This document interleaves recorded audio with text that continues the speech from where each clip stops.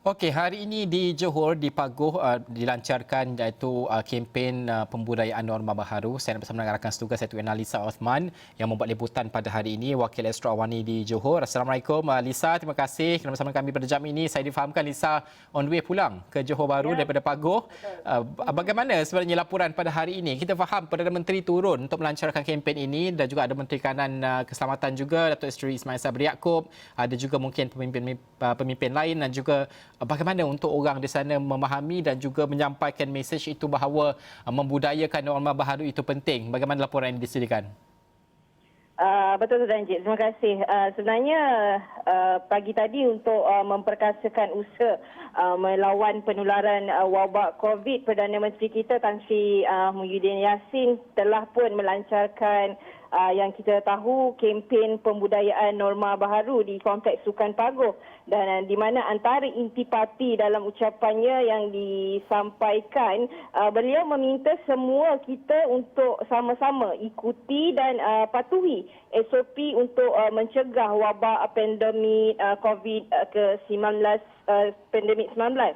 Jadi kempen ini dilihat bagi saya sangat penting kepada semua rakyat di Malaysia, di mana dalam masa sama Tan Sri Muhyiddin berkata beliau juga tidak mahu melihat rakyat, tidak mahu melihat kita semua terus reka dengan situasi selesa masa kini. Dan juga kita juga diingatkan untuk terus kekalkan norma baharu sekiranya semua pihak bertanggungjawab menurut beliau yang menjaga SOP yang ditetapkan dapat membantu memutuskan rantaian COVID itu sendiri. Lisa, saya difahamkan ada juga pelancaran panduan, buku panduan mungkin ataupun pamflet panduan berkaitan dengan bagaimana untuk mematuhi norma baru ini. Bagaimana orang ramai kalau yang mungkin ingin mendapatkan buku ataupun pamflet ini, di mana mereka boleh dapatkan sebenarnya ini? Untuk pengetahuan Najib, bagi penonton Astro Awani ataupun kepada kita semua yang ingin mendapatkan buku ini yang bakal diterbitkan tidak lama lagi, ia diterbitkan dalam pelbagai bahasa oleh KKM, di mana kita boleh dapati bentuk ini dalam bentuk digital melalui kod QR dan di laman sesawang www.infosehat.gov.my. Dan sedikit perkongsian juga yang saya dapat katakan mengenai kempen pada pagi tadi, di mana kempen itu sebenarnya bagi membiasakan semua kita dengan budaya baru, iaitu fokusnya kepada pemakaian pelitup muka, di mana pada hari ini kalau kita lihat ada segelintir di kalangan masyarakat pada masa kini yang masih engkar dan mengabaikan pemakaian pelitup muka itu, sedangkan ia telah pun diwajibkan bermula 1 Ogos tu Najib.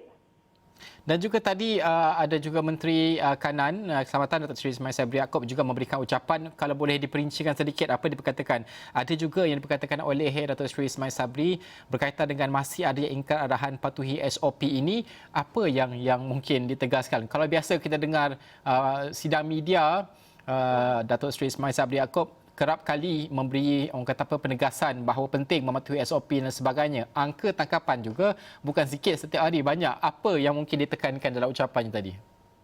Betul, dalam ucapan beliau pagi tadi, di mana menurutnya pelaksanaan PKP yang kita fahamkan bermula sejak 18 Mac baru-baru ini dengan Perintah Kawalan Pergerakan Bersyarat PKPB, dan kemudian kita ada PKPP yang bermula pada 10 Jun sehingga 31 Ogos ini, di mana ketika kita rakan media di Johor ingin mendapatkan reaksi kepada Datuk Seri, adakah ianya akan disambung atau sebaliknya, namun belum ada kata putus kerana menurut beliau ia perlu melihat dulu bagaimana situasi pada hari-hari terakhir pada 31 Ogos itu nanti. Dan menurut beliau juga, beliau mengakui memang ada segelintir di kalangan masyarakat pada hari ini yang sememangnya mengabaikan dan semakin alpa dengan undang-undang ataupun peraturan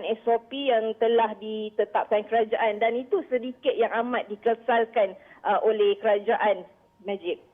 Lisa, saya difahamkan juga ada, kalau tidak silap saya, ada lawatan ke hospital di Keluang.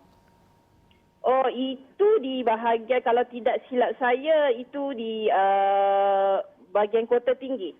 Okey, tapi itu berkaitan Dan saya dengan di Pagoh, ya. okey, tapi ada pecah lah kan, ada tim yang Ya, membuat betul. liputan di sana dan juga Lisa di Pagoh. Okey, kita melihat kepada apa yang diperkatakan oleh Perdana Menteri dan juga Menteri Kanan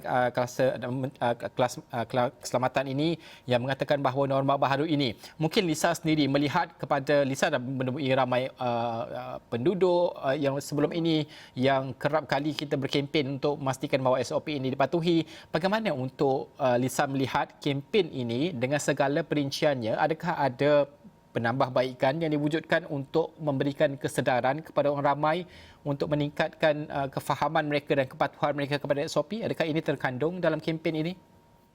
Betul. Apa yang dapat saya saksikan dalam pelancaran buku pagi tadi, di mana intipati ini saya lihat orang ramai boleh dapatkan panduan di mana buku norma baharu dalam komuniti bagi mencegah penularan COVID-19 ini memudahkan kita lagi untuk mendapat info-info apa itu yang sebenarnya dipanggil kepada